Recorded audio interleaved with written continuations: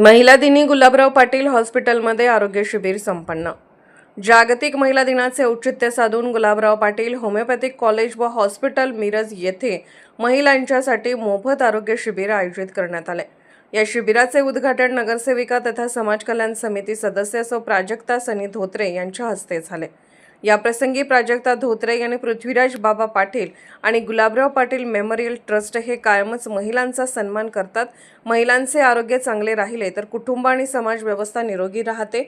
या विचाराने हॉस्पिटलने आरोग्य शिबिर आयोजित करून महिला उन्नतीसाठी चांगले काम केल्याबद्दल मी महापालिका प्रतिनिधी म्हणून त्यांचे अभिनंदन करते।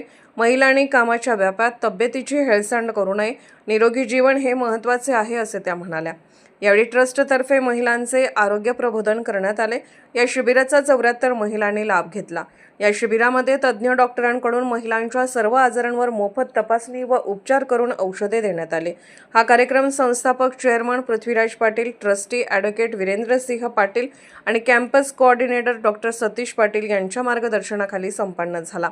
यावेळी प्राचार्य doctor Pratap Bhosale, doctor Rajendra Methe, doctor Tahseen Bediwale, doctor Anita Natu, doctor Vaishali Yadav, महाविद्यालयातील सर्व डॉक्टर, हॉस्पिटल स्टाफ, इंटर्न, विद्यार्थी उपस्थित होते।